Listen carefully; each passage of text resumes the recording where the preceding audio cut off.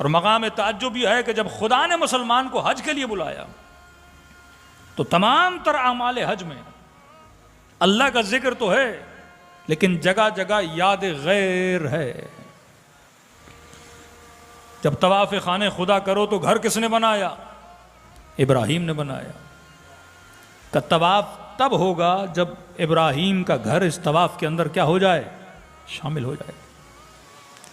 چلتے چلتے جب حجر اسود آتا ہے تو مسلمان اپنا ہاتھ کھڑا کر دیتا ہے، دوڑے دوڑے آگے بڑھتے ہیں، کسے چوم رہے ہو؟ کہ حجر کو۔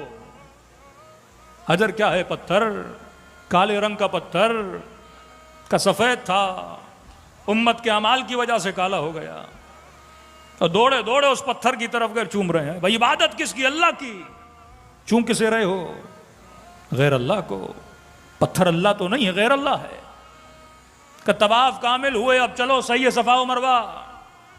صفا کیا پہاڑی، مروہ کیا پہاڑی۔ کس کے چکر لگا رہا ہے خدا تو مسلمان کو؟ دو پتھروں کے درمیان ایک پتھر کو دیکھا پھر دوسرے پتھر کی طرف دوڑ رہا ہے۔ یہ ساتوں طواف کس کے کیے جا رہے ہیں؟ پتھر کے گرد گھمایا جا رہا ہے۔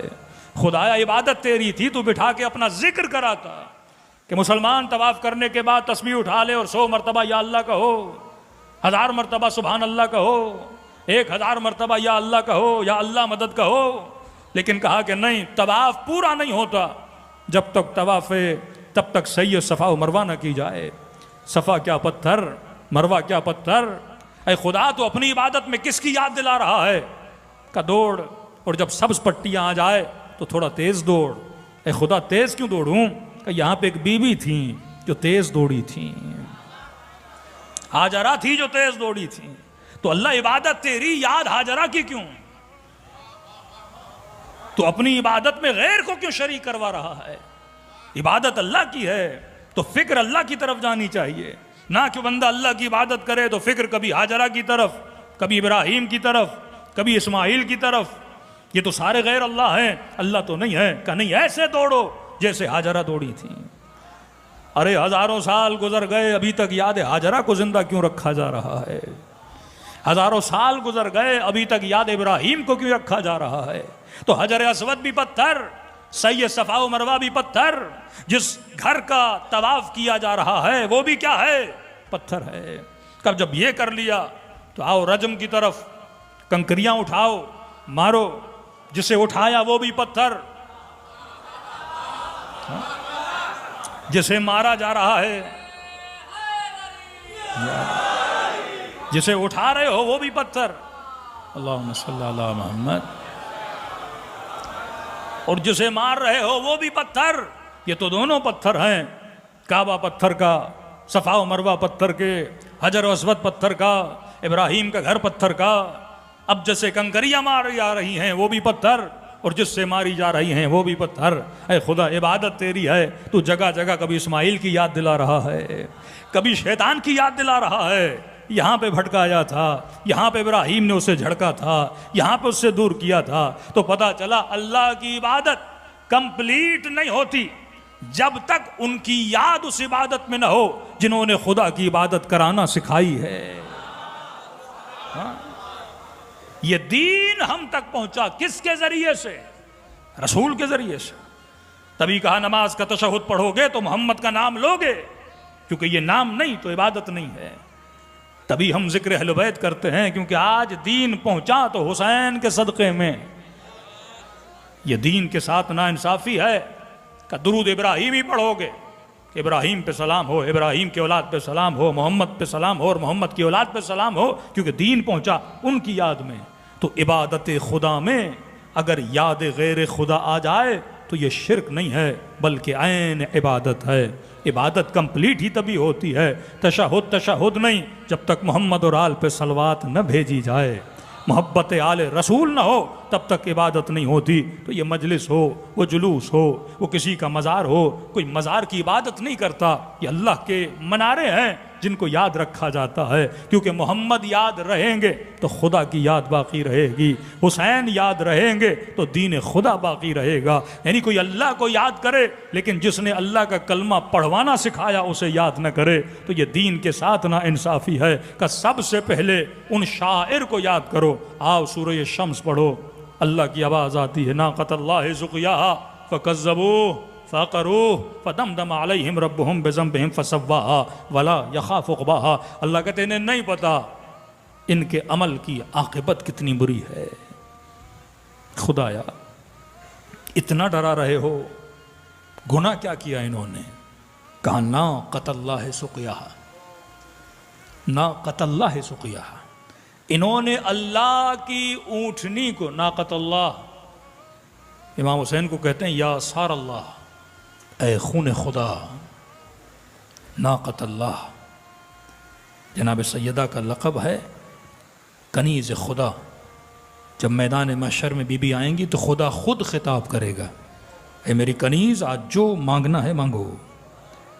اونٹنی کو کہا ناقۃ اللہ، اللہ کی اونٹنی کا عقروہ، اس کو کاٹا انہوں نے۔ انہیں نہیں پتا کہ اس عمل کی سزا کیا ہے، عاقبت کیا ہے۔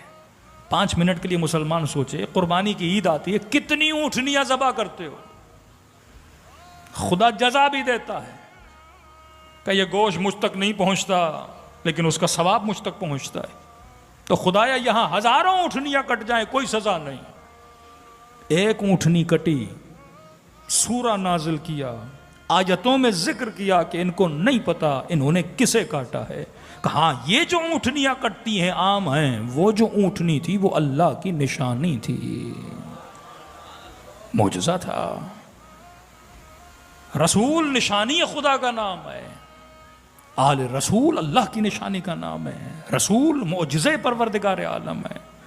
کوئی اونٹنی کو کاٹے تو خدا غضبناک ہو، اور کوئی سیدہ کی قبر کو ڈھائے، کوئی نبی کی ازواج کی قبور کو ڈھائے، کوئی رسول کے بیٹوں کی قبروں کو ڈھائے، کیا یہ توہین نہیں ہے؟ شاعر اللہ کا مطلب جنہوں نے اللہ کے نام کو روشن کیا انہیں روشن رکھو تاکہ نسلیں یاد رکھیں کہ کون رسول تھا۔ آج اس فکر کے ماننے والے، بن باز کی فکر، ابن تیمیہ کی فکر کے ماننے والوں کے بچوں سے جا کے پوچھئے کہ رسول کے لیے 5 منٹ شان رسول بیان کر دیجئے، نہیں پتا کون رسول، کہ ہمارے بڑے بھائی کی طرح تھے، آئے پیغام پہنچایا دنیا سے چلے گئے۔ اچھی یاد رکھنی ہے، یہ تھوڑی ہے کہ ہم ان کے قصیدے پڑھتے رہیں، ہم ان کی نعتیں پڑھتے رہیں، ہم ان کے میلاد پڑھتے رہیں۔ یہ وہ جو منکرین شاعر اللہ، لیکن جن قوموں نے شاعر کو زندہ رکھا آج ان کی نسلوں میں شہادت کا جذبہ بھی ہے۔ جن قوموں نے شاعر کو زندہ رکھا آج ان کے اندر عزت نفس ہے، عزت اسلام ہے۔ آج اسلام کی آبرو اگر کسی نے بچائی ہے، آج فلسطین کی وہ بیوہ خاتون اگر کسی کو بلاتی ہے تو حسینی کے چاہنے والے کو بلاتی ہے۔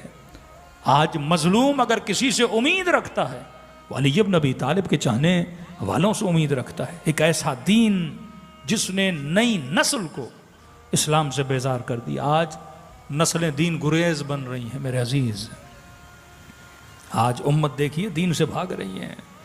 آج دبئی چلے جائیے، عمان چلے جائیے، سعودی عرب چلے جائیے، جا کے نئی نسلوں کو دیکھیے کتنا دین اسلام کی طرف رغبت ہے۔ دین صرف نماز کا نام بن گیا، روزے کا نام بن گیا، ماہ مبارک میں عمرہ کرنا ہے یہ نام بن گیا۔ عمرے کے بعد یہ مسلمان جب نکلتا ہے تو اس کی زندگی کسی کافر کی زندگی سے کم نہیں ہوتی۔ یہ مسجد سے نکلنے کے بعد اس کا حلیہ، اس کا کردار دیکھتے ہیں تو اسلام کا رنگ نظر نہیں آتا۔ آج اسی ملک میں دیکھ دیجئے کہاں اسلام آپ کو نظر آتا ہے۔ کرپشن، گنڈا گردی، بدماشی، چوری، دھاندلیاں، جھوٹ بولنا، یہ وہ اسلام تھا جو رسول دے کر گئے۔ نعرے خوبصورت، عمل بدصورت، باتیں اچھی کہ دیواروں پہ لکھا ہو کہ صفائی نصف ایمان ہے اور اسی کے نیچے کچرا پڑا ہو، فلاں چیز نصف ایمان ہے اور وہ چیز نظر ہی نہیں آتی۔ کیوں؟ کیونکہ یہ وہ دین تھا جس نے امت کو لڑایا، یہ وہ دین تھا جس نے تفرقہ ڈالا۔